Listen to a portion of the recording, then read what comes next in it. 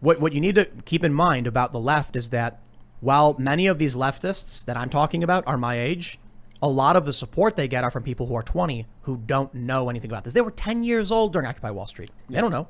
So Donald Trump comes along, they're teenagers. Iraq War II was before they were born. That's right. That's right. And they're babies, you know, when all this stuff is going down, when a lot of these people were babies or toddlers or kids, even if they were alive. Yeah. They didn't know anything about it. Right. So I'm like, what makes you think voting for Joe Biden is going to make things better? And we actually had a conversation with this guy. And his response was, oh, I was like a little kid. I was like a teenager during Occupy. I don't know anything about it. I'm like, so when Joe Biden takes over overseeing the Iraq war, and then all of a sudden his brother starts getting the contracts, not suspicious to you. That's what you want to come in. I take the crazy orange man, because at the very least, the Abraham Accords, I loved it.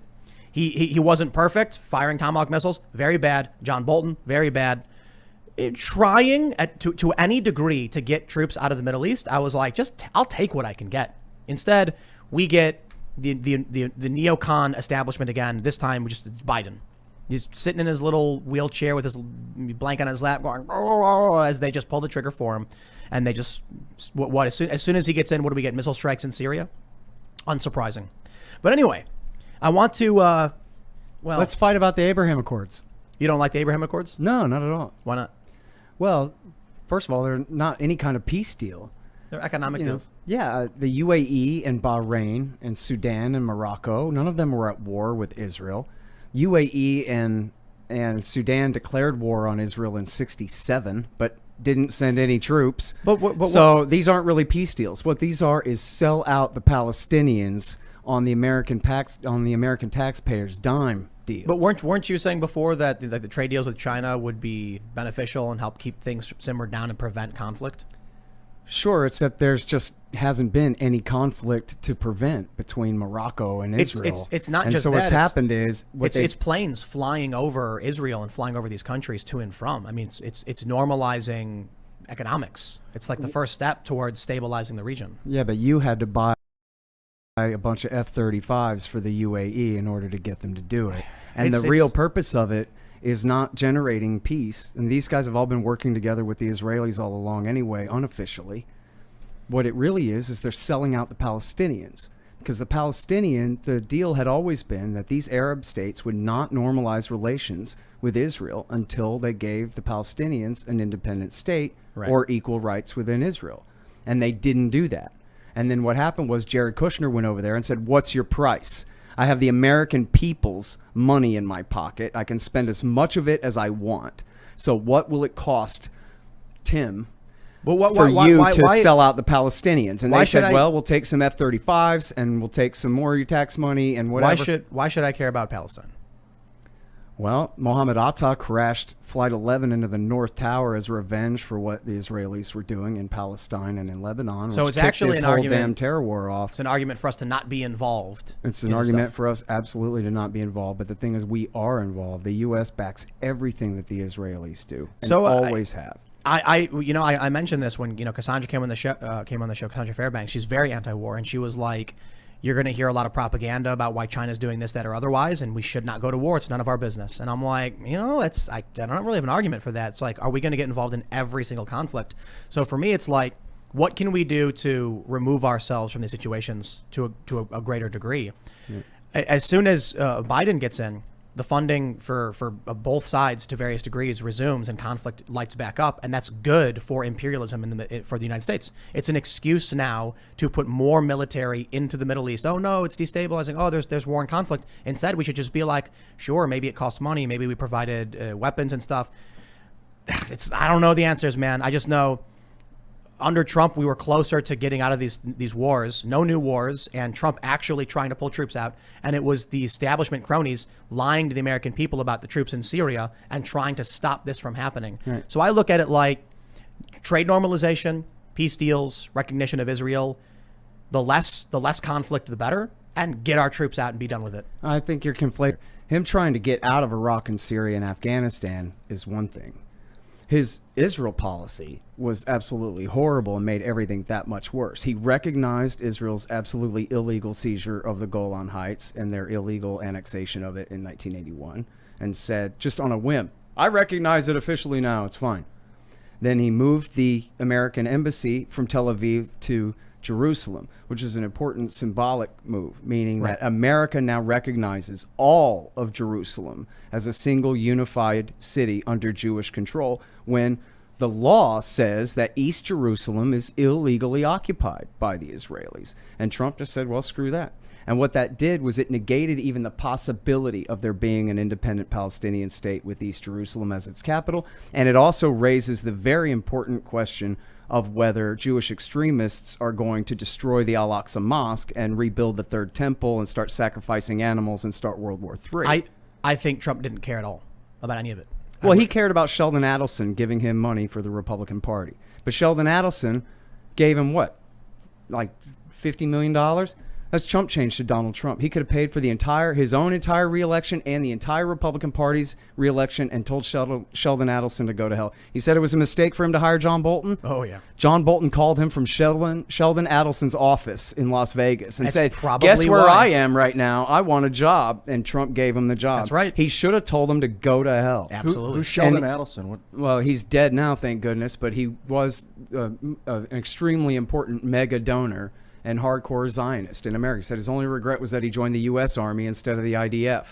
He said he's the one who publicly said that Obama should drop a nuke outside of Tehran as a warning, and if they don't obey after that, he ought to nuke the capital city. And John's a total nut. And John Bolton was the guy who said, this time next year we'll be celebrating in Tehran. So the dude wanted to just invade, and people don't understand.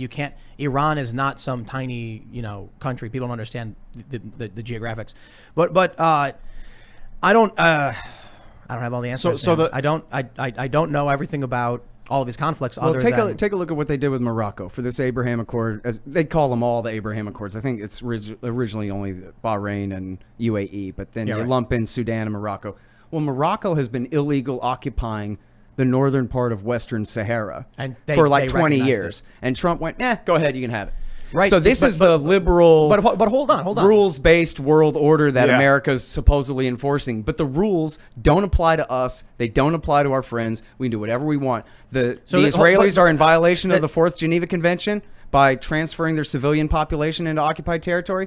Oh well, what's the Geneva Convention? So this is the problem. Then should the United States just said, we're done with all of it, we're out, bye-bye, yes, have a nice day. Absolutely. And it seems sorry for backing these criminals against these helpless civilians, this population that has been occupied for 54 years, longer than the Soviets occupied Eastern Europe. And Trump doesn't care about those other countries. That's right. So there's no going to Trump and being like, all he cares about is America. All he wants is the border secured and factories back in America to make America great. And so when you say, yeah, but these people, I don't know or care about any of that. Right. Sign the deal, get it done, and get us out of there. We're out of it. No new wars. Trying to withdraw our troops, and they lied to keep them in place. True, but so he also deliberately escalated the war in Afghanistan. He deliberately escalated the war in Syria until they finished Iraq War III against the Islamic State there, but escalated escalated the war in Somalia. And he took wherever there's the war in Yemen and the war in Somalia, he made official areas of active hostilities, which under the law means that now the military and the CIA can kill far more people than in more restrictive circumstances where it's covert action only. Increase in drone strikes. Right. Massive increase in airstrikes, drones and planes in Afghanistan and Somalia and Yemen. And he delegated the battlefield authority for the right to call in a strike as far down the chain of command as he possibly could. It's because when he came in, there are all these check boxes that Obama and his lawyers had added, and they killed tens of thousands of people with their drone war. But they had added all these bureaucratic check boxes. But Trump was raised on the myth of Vietnam, and H.W. Bush talked about this during Iraq War I as well. This was, I don't know if you're familiar with this, but this was a big deal when I was growing up. That Lyndon Johnson tied the hands of the generals behind their back, nitpicking and poring over the map in the White House and picking the targets himself and controlling the policy. And if he hadn't done that, then the generals would have just done the right thing. So Trump said, that's never going to happen to me. No one is ever going to say that I didn't let the military have carte blanche to do whatever they think is right in whatever area. And so when he came in, he said, I want out of Afghanistan. This is in March of 2017. And when they were doing a review and trying to get him to push to escalate. And he said, I hereby order all American troops out of Afghanistan and out of South Korea. This is in the newest Bob Woodward book, Rage. Trump said this. in 3 months into power, 2 months into power. And James Mattis, the Secretary of Defense that he hired, said, belay that order. We're not leaving Afghanistan, and we're not leaving Korea, and I don't give a damn what the president said. And then it was 3 months later, Trump announced he was sending another 10,000 men to Afghanistan and massively escalating the air war. Absolutely was one of the biggest problems with Trump, is that he hired a bunch of morons and didn't fire the other morons. John Bolton, right, obviously, and yes, I think the problem was, clearly, it sounds like Trump just said, I want out. The American people want out.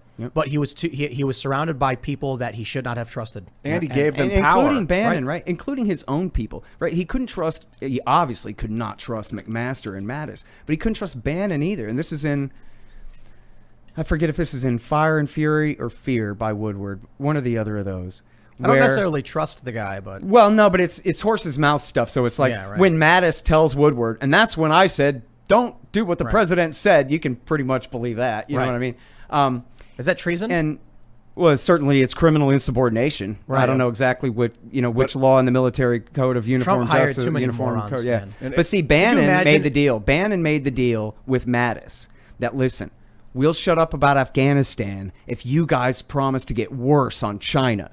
And then Mattis goes, well, sure, we wanted to build up against China anyway. And in exchange for that, you're going to shut up about Afghanistan? Deal. So it was Bannon that sold out Trump on Afghanistan just 3 months into the thing. And then they got rid of him by, July? And then in August, they announced the big escalation. Yeah. And then, there's a story in the Post. This also comes from Mattis, straight out of the horse's mouth, that in the Washington Post, that Trump complained, why are we in Somalia? I don't even want to be in Somalia. Where is Somalia? What are we doing in Somalia? And James Mattis told this ridiculous lie that, we're trying to prevent a Times Square attack. Well, the Times Square attack of 2010 was direct retaliation for the drone war in Pakistan. Had nothing to do with a Somali, and drone strikes didn't prevent it. Drone strikes caused it. Okay, but wait, it gets better. Then Trump said, no, but I don't care. I don't want to be there. I don't understand why we have to be there. And Mattis told Trump, quote, you have no choice. And then what did Trump do? He obeyed the Secretary of Defense. Instead of saying, actually, I do have the choice. You're the one who doesn't have a choice, Mr. Secretary. He said, okay, fine, escalate the war. What do I care if they kill another couple of 10,000 Somalis? Trump should have, for one, fired a lot of morons, not hired a lot of morons, and he should have just done... why didn't he just go on public TV and say, this is the plan, we're doing it? Look, I mean, the truth is, it's because he doesn't read. He doesn't know anything. Right? If he knew anything at all, Tim, he would have gone to Cato and he would have gone to the national interest. And he would have said, I want all of the most credentialed anti-war right-wingers that you guys can line up for me. Let's do this. Think about how close we were. Honestly, if Trump in the first 3 months says, out, out, out, but he was too busy surrounding himself by bad people and special interests. Right. And he was too busy complaining about his crowd size at his inauguration and every other stupid thing that didn't matter at all. And selling weapons to Saudi Arabia to fund the Yemen genocide, basically. Yeah, we'll get to Yemen in a minute. But, I mean, when he came in, Bannon said, here's our deal, okay? We want to end all the free trade agreements. We want to halt immigration from Mexico. And we want to end all the wars. Well, guess what? Trump has total power over one of those issues. The wars, right? And that's all he had to do was say, I really mean this. I'm really sticking with this. We are ending these wars. And if he'd done that, it also would have been absolutely brilliant politics. Throwing a nuclear hand grenade into the Democratic Party and making the liberals attack him from the right for ending wars and convincing the leftists that they never hated liberals so much. They did that. Right? The media absolutely did that. They were claiming that Trump was... leaving was irresponsible and it was a gift to these dictators and to ISIS, and clearly trying to negotiate peace was just him appeasing dictators and all that stuff. Appeasing Putin. That was, you know what? I love this one. You can check this in the Washington Post, everybody. Go check in the Washington Post, everybody. In June, it was June or July of 2017, Trump ordered an end to the CIA program backing the Al-Qaeda terrorists, the al-Nusra Front, a.k.a. Hayat Tahrir al-Sham in Syria. And the Washington Post headline reads, in move sure to please Vladimir Putin, Trump orders end of covert action program in Syria. So they accuse him of treason for stopping a program of arming Al-Qaeda terrorists, suicide bomber, head chopper, murderers in Syria. We've definitely established in this episode, don't trust the media. So don't trust them, man, especially not the Washington Post.